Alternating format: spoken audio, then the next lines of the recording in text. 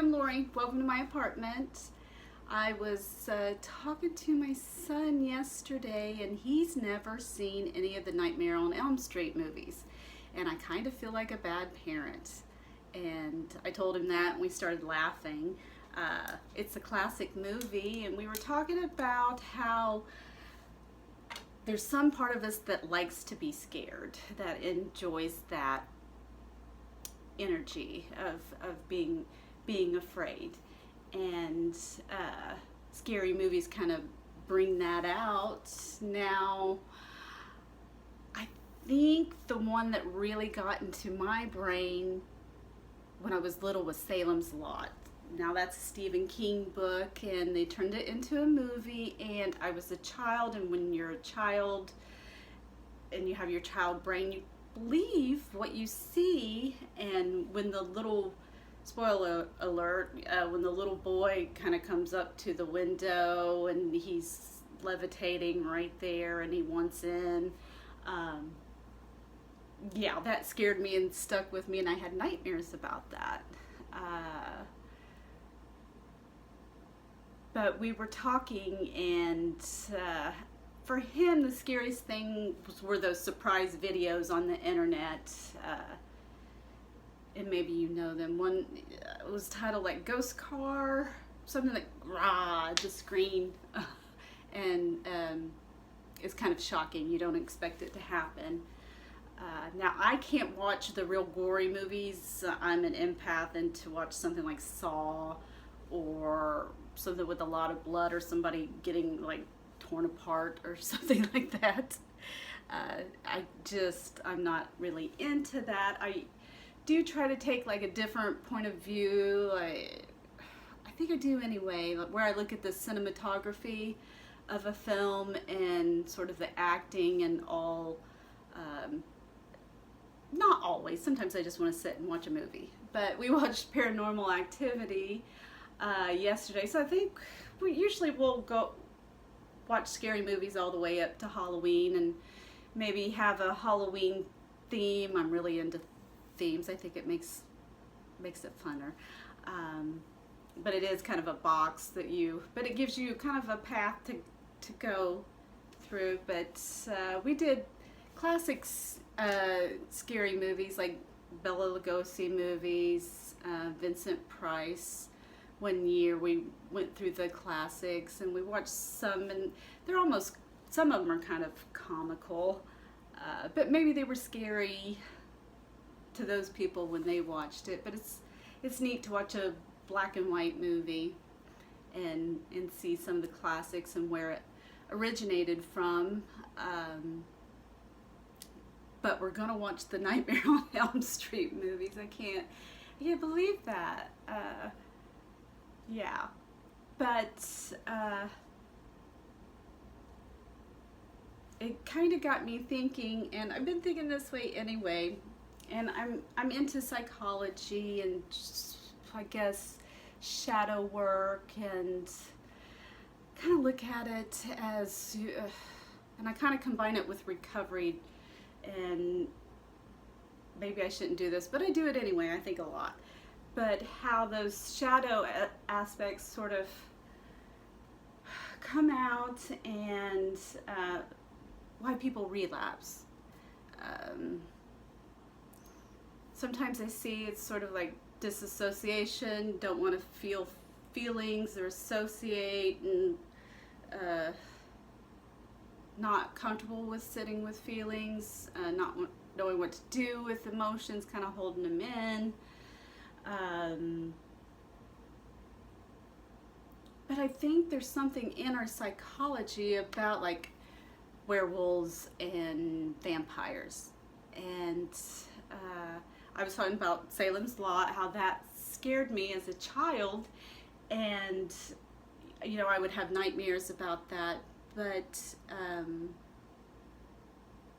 maybe there's something in our psychology where people have that kind of, because there are people that drink blood or have drank blood. There are people that don't go out during the day; they only go out at night. Those sort of things. And there's a term like energy vampires, people that drain you of your energy, people that constantly talk about themselves, or complain. Their life never gets better, ever. Even if you help them, you're not really helping them. And we can all be that way at some point, where we complain and drain someone, but I'm talking about people that do it all the time. And you'll know, because you feel worse around that kind of person than you do somebody else that's more uplifting, or it's not just a short period of time when things are bad. They're always bad, no matter what. So it's like a mindset, or they're stuck in some kind of cycle they can't break out of. So we know those kind of terms, but like werewolves, they're affected by, they're shapeshifters, so they can kind of, I guess, fit in anywhere, and affected by the moon.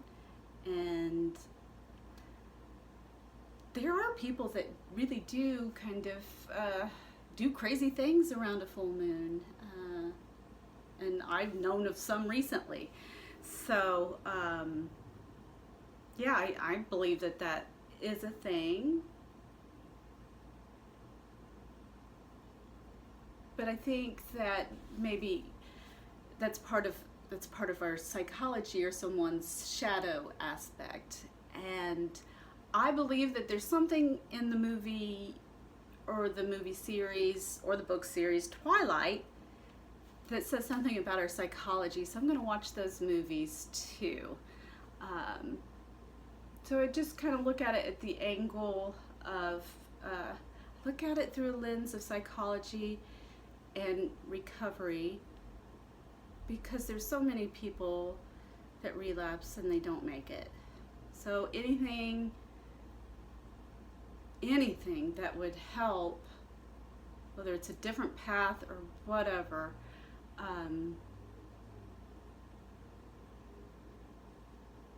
just to help people, just to not die, basically. I mean, people have children, and I don't know. So I try to look at it at that angle. Now, I know that I can't completely save people, and I am